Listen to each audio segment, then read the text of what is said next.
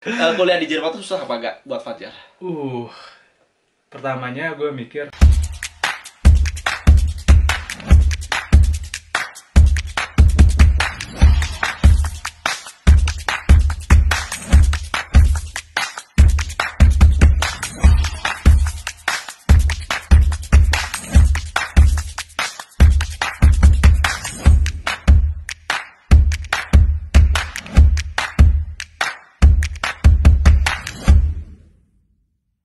So, halo semua, balik lagi di video saya. Di video ini saya masih di Pambek, masih bersama dengan Fajar.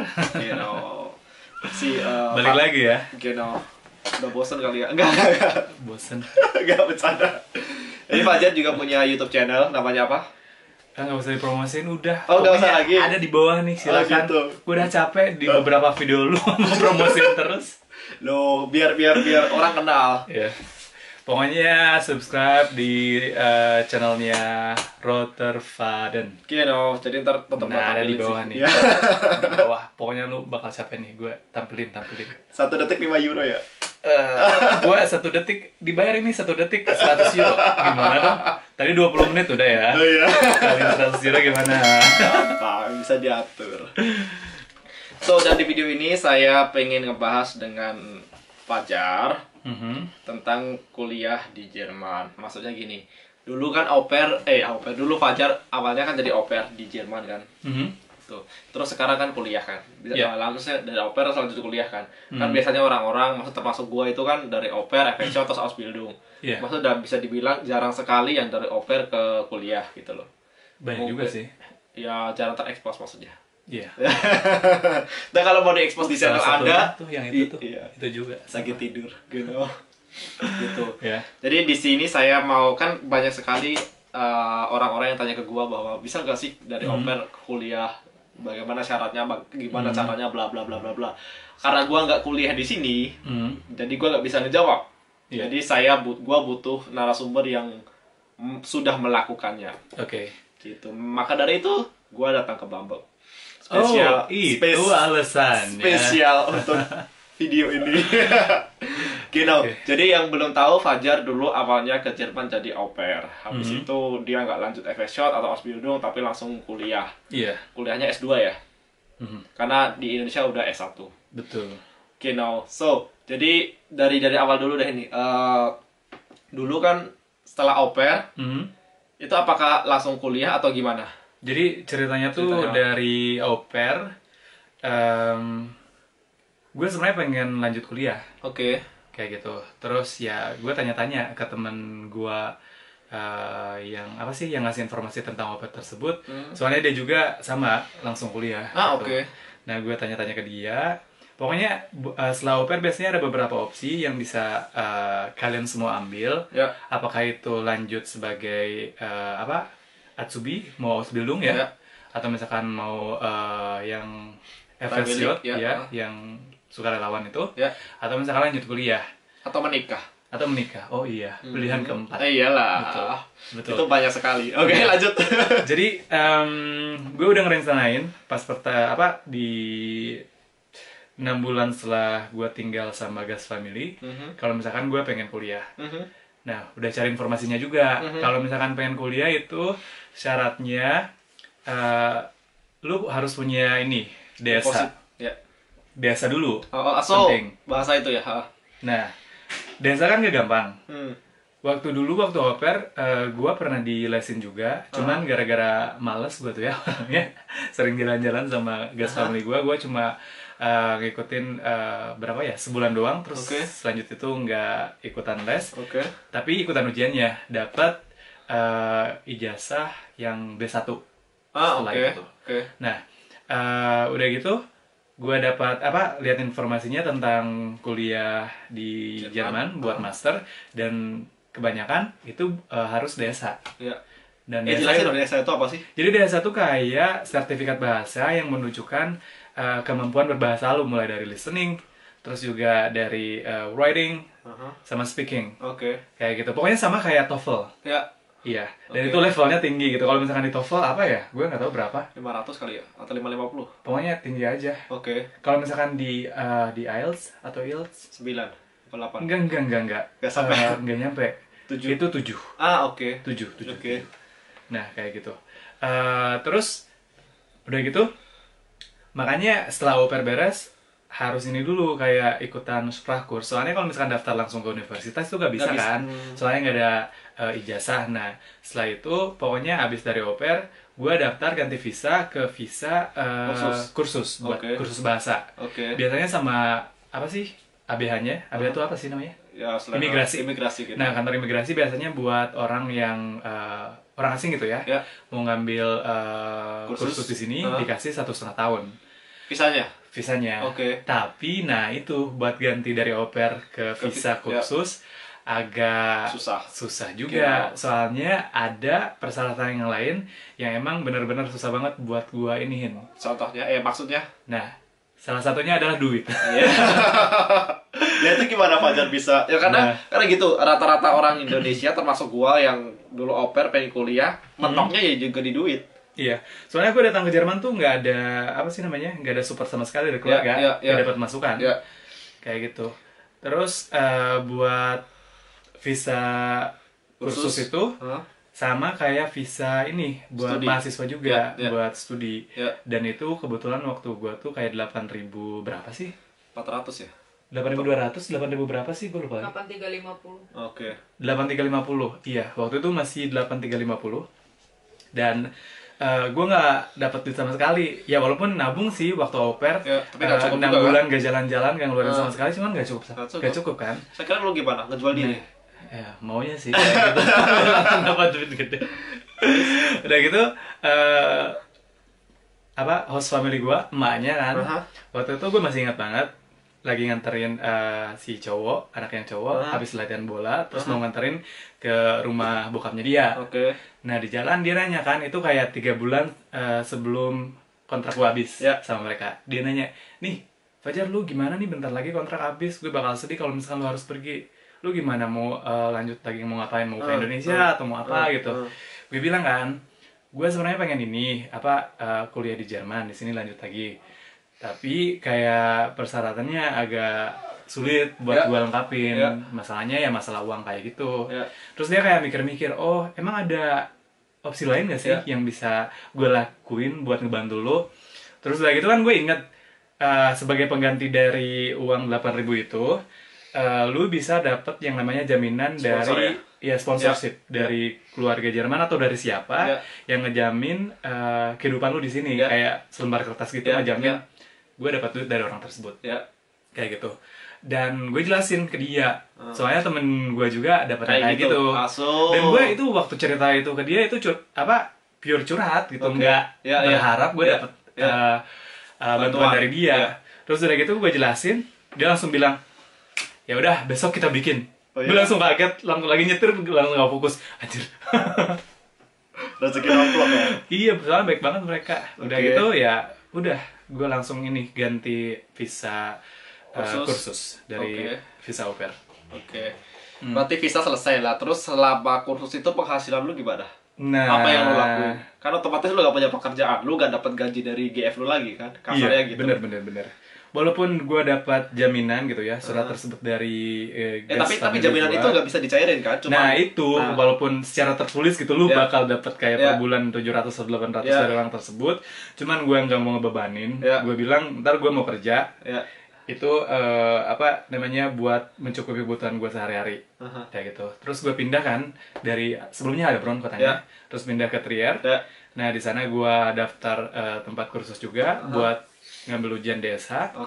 Terus gue cari kerjaan. Pokoknya semua kerjaan gue jabanin. Dari ngebersihin toilet orang sampai pokoknya capek banget. Dulu tuh ada yang namanya ini putzfrau, tau kan, yang bersih-bersih rumah orang. Dan cowok tuh jarang banget. Terus lu mau?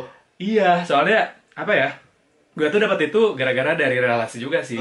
Temen gue yang ngebantuin gue ngasih informasi tentang au pair itu, dia bantuin. Soalnya dia kerja sebagai itu kan, housekeeping. Terus ada beberapa keluarga dia butuh housekeeping, soalnya dia harus balik ke Indonesia terus minta bantuan. Oke. Udah gitu ya udah gue take over kan kerjaan tersebut. Nah dari sana gue kayak seminggu tuh gue ada 3 tempat yang harus gue bersihin rumahnya. Terus kerja juga di hotel, kerja juga di restoran bikin sushi di dapurnya. Apalagi ya, kayaknya di Trier cuma itu aja sih, kerja di hotel, terus di restoran sama ngebersihin rumah orang. Iya. Dan itu waktu maksudnya visa lo visa kursus ya? Itu dapat apa namanya, diperbolehkan kerja berapa jam sih? Atau lu kerja gelap? Kalau misalkan buat di restoran itu didaftarin gitu ya. Nah itu masalahnya yang di restoran itu nggak bisa kerja setiap hari. Itu kayak seminggu gue cuma bisa kerja 1 kali atau 2 kali, soalnya gara-gara visa itu kan. Iya, bener. Gue kesini pakai visa itu kan buat belajar, bukan buat kerja, makanya nggak bisa dikasih kerja banyak. Dibatasin lah ya jamnya. Dibatasin. Nah kayak gitu. Dan yang pekerjaan yang lain yang ngebersihin rumah orang itu 3 tempat, nah itu nggak didaftarin. Soalnya kan itu kerjanya sehari cuma 2 jam aja ngebersihin rumah. Makanya percuma juga kalau misalkan didaftarin, dan mereka juga nggak apa-apa, fine juga gitu nggak didaftarin, tapi seharusnya didaftarin. Jadi gitu. tapi lu dapat gajinya duit cash ya? Duit nggak transfer kan? Iya. Karena kayak gitu. bisa dilacak kalau transfer. Soalnya se-euro 10 euro. Sejam 10 euro lumayan. Iya. Lumayan banget. Gitu. Iya. Jadi semua pekerjaan lu jabanin dulu. Iya, cuman itu kayak mampus amat. Soalnya maksudnya susah banget gitu ya. Soalnya harus kerja banyak juga, kayak seminggu kerja 5 kali. Soalnya restoran 2 kali, terus ngebersihin rumah orang 3 kali. Terus harus kursus juga kan. Nah udah itu kayak belajar gua bahasa Jerman hancur banget. Jadi gua kursus balik lagi, cuma datang sebulan, setelah itu nggak datang lagi.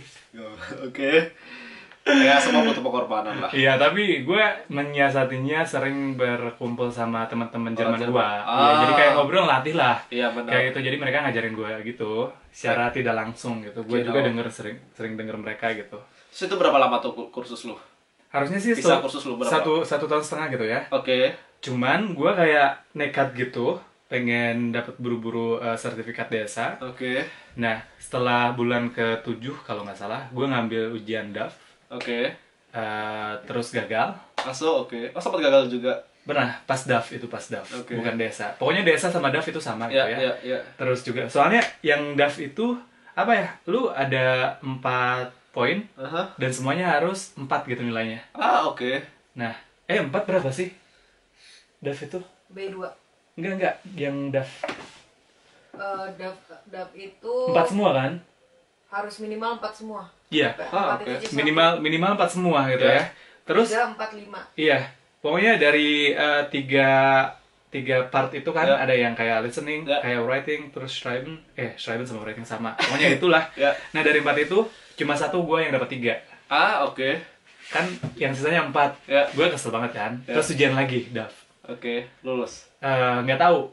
Nggak tahu lulus atau enggak. Terus gue langsung ikutan juga ujian desa, soalnya di universitas tempat di kota tersebut, gue kan daftar juga ke universitasnya sebagai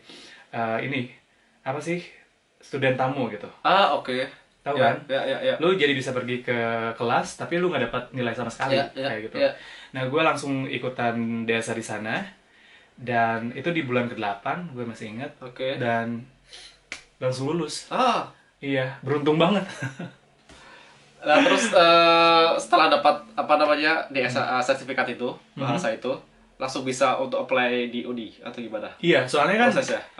Prosesnya tuh waktu gue di Trier itu, gue daftar juga ke universitasnya, tapi statusnya itu bukan kayak full time student, tapi sebagai student tamu di sana.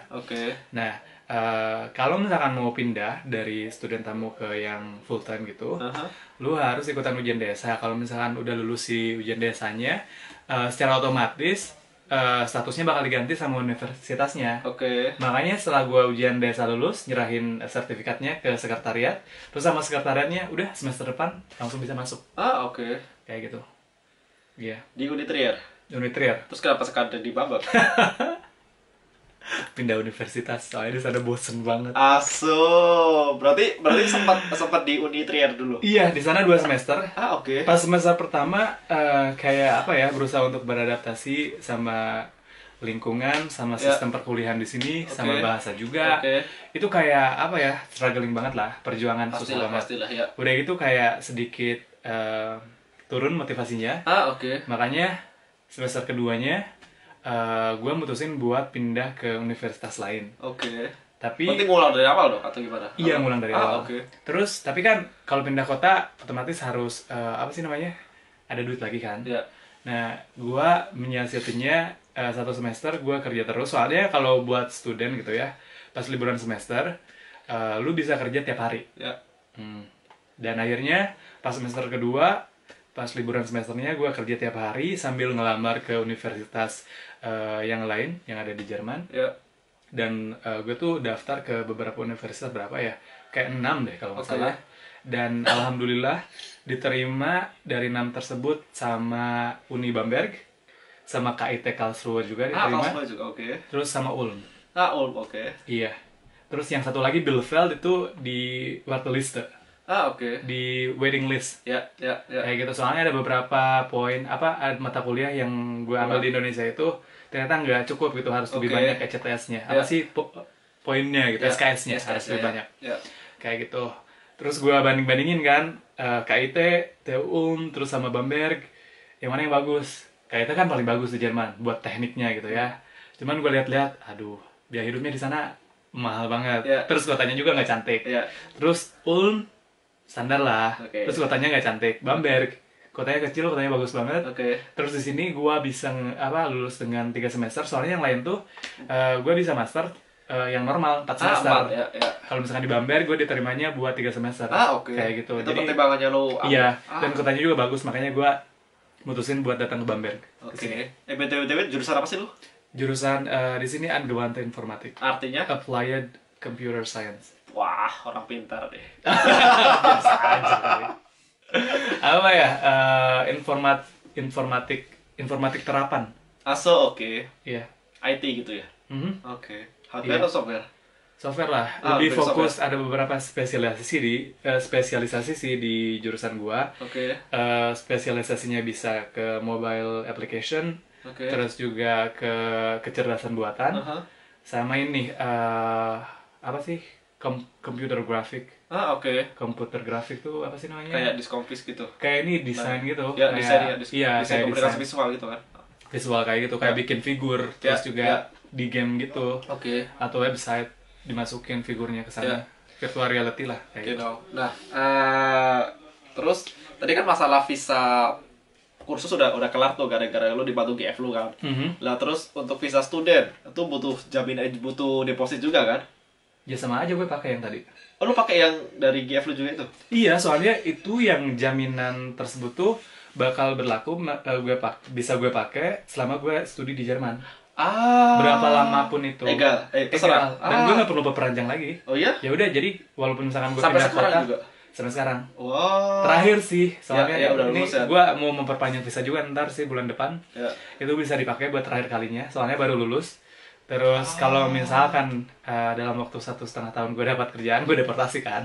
Iya, benar. Kayak gitu. Nah, kalau misalkan dapat kerjaan, ganti visa ke ini kontrak kerja kan. Iya, dan itu nggak perlu pakai yang itu juga. Oke, nggak perlu jaminan. Gue nggak tahu masalah jaminan karena gue selama di Jerman nggak pernah pakai jaminan. Iya.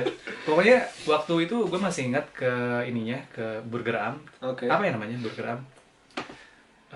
Kantor apa ya? Wali kota bukan sih? Wali kota ya? Wali kota ya? Wali kota. Kantor wali kota. Iya. Ke kantor wali kota sama si emaknya.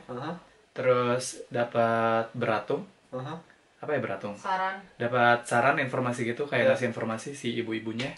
Dia konsultasi gitu. Si ibunya bilang katanya ini si surat jaminan bisa dipakai di seluruh kota di Jerman.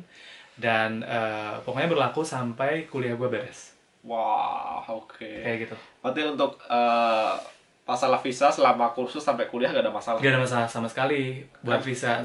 Tapi yang masalahnya tuh kayak buat biaya hidup, bayar apartemen, bayar asuransi, terus sendiri juga, mandiri ya? Makan juga, iya. Nggak, saran buat semuanya, teman-teman semua yang pengen kuliah ke Jerman, misalkan dari au pair atau dari FS pengen kuliah gitu. Iya. Saran dari Fajar apa? Pokoknya apa ya, buat temen-temen kalau misalkan pengen lanjut kuliah yang dari au pair langsung kuliah atau misalkan cari jalan lain dulu, soalnya setiap orang kan jalannya beda-beda gitu, nggak bakal sama gitu. Ada yang dari au pair ke FSJ kuliah atau misalkan dari au pair Ausbildung kuliah atau misalkan FSJ Ausbildung dan kuliah kayak gitu. Pokoknya ini aja namanya apa ya, harus punya planning atau apa? Bukan planning sih harus punya, tapi optimism.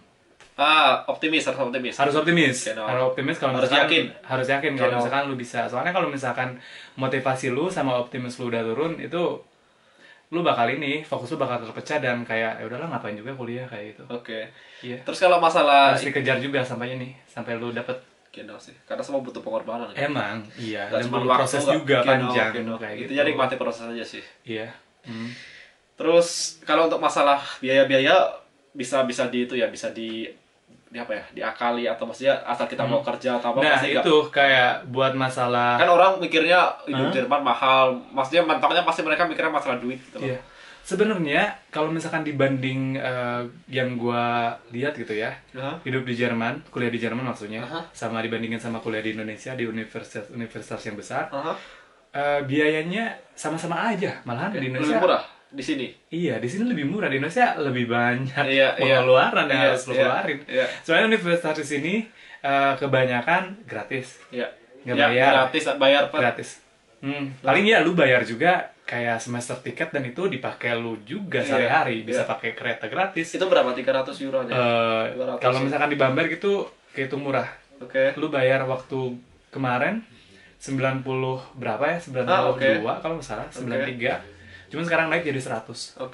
Iya, kalau misalkan di kota lain itu kayak 300 atau 250. Kalau di tempat gua di BB udah 1.500 buat Auslander. Nah, itu pengecualian. Makanya gue bilang kan, kebanyakan di Jerman itu gratis. Soalnya nggak semuanya. Ada salah satu negara bagian, provinsi di Jerman. Semenjak tahun kemarin 2018 dah. Nah, antara itulah. Terus iya. Pokoknya ada kebijakan baru. Iya. Tahun-tahun kemarin tuh ada kebijakan baru. Kalau misalkan mahasiswa asing yang kuliah di Jerman, mereka harus bayar kayak biaya tetap atau biaya universitas atau apa gitu. Kalau misalkan di gua kan, gue cuma bayar masih murah lah ya. Duit buat bayar tiket doang, nggak perlu kayak bayar biaya tetap dan lain-lain. Iya. Jadi tiap kota, tiap uni beda-beda ya. Iya. Dan kalau misalkan emang low budget, nggak punya duit, nggak dapet pemasukan dari orang tua, lu masih bisa kerja ngusahain. Soalnya apa ya, banyak banget peluang buat kerja part time. Iya. Terus juga yang lu dapatin dari kerja part time juga itu mencukupi lah buat kebutuhan sebulan. Dan kalau misalkan udah liburan semester, lu bisa kerja tiap hari dan itu dapatnya banyak banget dan bisa ditabung buat kelangsungan hidup lu di bulan-bulan selanjutnya ketika lu mulai kelas lagi. Kayak gitu. Jadi untuk masalah duit bisa diatasi sebenarnya. Iya, benar-benar. It's not a big problem. Iya. Actually. Tapi nggak tahu sih. Terus pertanyaan terakhir. Tadi pertanyaan terakhir gue bilang ya. Gak apa-apa, ya udah lanjut aja ke terakhir. Kuliah di Jerman tuh susah apa enggak buat Fajar? Pertamanya gue mikir susah. Ya, tapi pas semester 1. Soalnya apa ya? Kayak susahnya apa nih? Gara-gara bahasa atau gara-gara yang gue lihat sih kurikulum atau masa beda tata belajarnya? Nah itu dari bukan tata belajar sih. Apa ya ngomongnya ya? Kalau misalkan yang gue lihat gitu ya, kendala bahasa sama kendala Verhalten apa sih namanya, kayak sikap gitu orang-orang kayak gitu. Soalnya di sini tuh apa sih namanya, lu ngerjain segala sesuatunya harus sendiri. Kalau misalkan di Indonesia ada tugas atau apa gitu, minta bantuan teman dikerjain. Terus juga di kelas dosen kayak bener-bener kalau ada yang tidur gitu ya di kursi belakang ditegur gitu, dengerin kuliah gua. Kalau misalkan di sini dosen itu masa bodo amat, yang mau dengerin. Kalau misalkan enggak ya udah nggak apa-apa. Jadi ini balik lagi ke diri lu sendiri.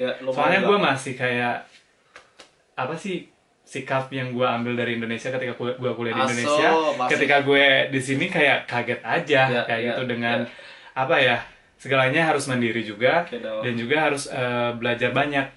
Soalnya kalau misalkan lagi ujian nih, ketahuan nyontek, udah langsung di DO. Ya. Kalau di Indonesia nyontek, ya udah nyontek aja. Kalau Iya. di sini harus ngerjain semuanya sendiri. Keras Dan, ya? Iya. Dan tugas itu penting juga harus dikerjain. Dan buat gua sendiri gitu ya, ketika kuliah di sini dibandingin di Indonesia, informatik juga sama gitu ya. Di sini tugasnya lebih susah. Ya pastilah. Kalau waktu dulu di Indonesia itu kayak tugas mingguan, ya kerjain 2 jam, 1 jam beres. Kalau di sini, aduh ini gak bisa keluar sama sekali. Dikerjain tiap hari. Soalnya kayak proyek yang lumayan gede juga. Oke. Iya, yang nuntut banyak banget waktu lu buat ngerjain itu. Ya.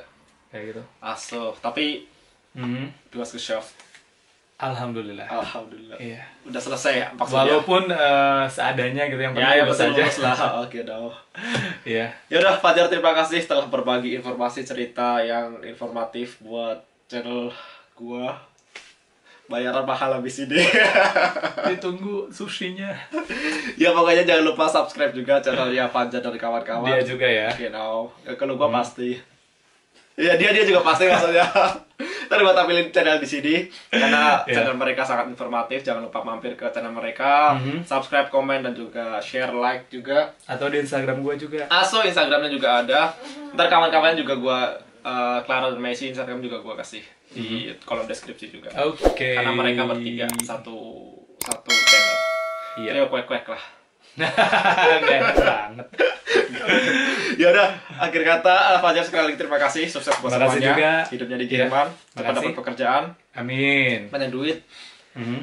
Ya udah, sekian video dari kita. Akhir kata terima kasih buat semuanya yang udah nonton video kita dari awal sampai akhir. Sekian video dari kita. Salam dari Jerman. Ciao. Auf Wiedersehen.